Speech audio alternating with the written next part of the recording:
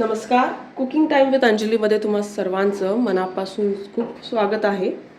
तर आज मी बनवणार आहे कांद्याची भाजी. आता तुम्ही म्हणत असाल की कांद्याची भाजी कशी, तर आज मी ते तुम्हाला दाखवेन. खूप इझी रेसिपी आहे. ऑनेस्टली आज मी भेंडीची भाजी बनवणार होते, पण टिफिनसाठी फॉर माय हजबंड. पण मग झालं असं की मी जेव्हा ती भाजी काढली फ्रीजमधून मला रिअलाईज झालं की ती खराब झाली आहे. सो मग आता काय करायचं, कारण दुसरी भाजी अवेलेबल नव्हती घरामध्ये. सो त्यामुळे मी कांद्याची भाजी करायचं ठरवलं. सो बऱ्याचशा घरांमध्ये कांद्याची भाजी खातसुद्धा असतील. ज्यांना माहीत नाही आहे त्यांनी ही नक्की रेसिपी ट्राय करून बघा आणि आय एम व्हेरी शुअर की तुम्हाला खूप आवडेल. खूप इझी इन्स्टंट रेसिपी आहे. सो आता आपण कृतीकडे वळूया. सो आता तुम्ही बघत असाल माझं जे भांडं आहे ते तापत ठेवलं आहे. थोडं तेल टाकलेलं आहे. जर तुम्हाला जास्त हवं असेल तर तुम्ही नक्की टाकू शकता. तर आता तेल तापलेलं आहे, त्यामध्ये मी टाकणार आहे लसूण. गॅस बारीकच ठेवलेला आहे. जिरं थोडंसं टाकू शकता तुम्ही.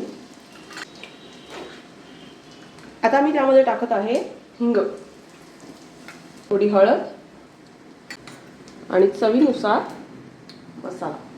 तिखट जसं तुम्हाला हवंय त्याप्रमाणे. आता आपण त्यामध्ये कांदा टाकून घेऊया आपला.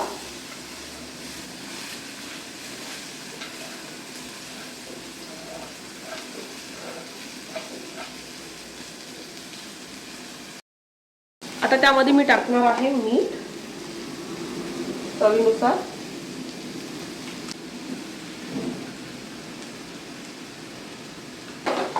थोडा मसाला मी टाकून घेतलाय आणि रंगासाठी सुद्धा मी मिरची पावडर थोडीशी ऍड करते.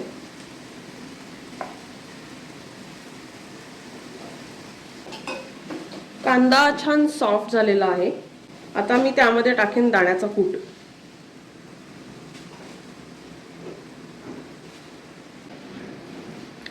आता छान मिक्स करून घेतलेलं आहे.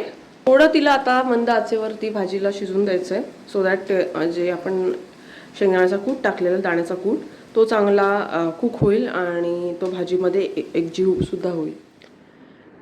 तुम्ही बघू शकताय अशा प्रकारे आपली भाजी तयार झालेली आहे. खूप छान टेस्टी त्याचा टेस्टसुद्धा आहे आणि त्याला छान सुगंधसुद्धा सुटला आहे भाजीला, तुम्ही पाहू शकताय. सो खूप इझी रेसिपी आहे. मॅक्झिमम 5 ते 6 मिनटात ही भाजी, 6-7 मिनटं 8 मिनटं मॅक्झिमममध्ये ही भाजी होऊन जाते. आणि तुम्ही चपाती भाकरी तुम्हाला ज्याच्यासोबत खायचं त्याच्यासोबत खाऊ शकता. Even for that matter bread खूप टेस्टी लागते ही ब्रेडसोबतसुद्धा. सो नक्की ट्राय करून बघा.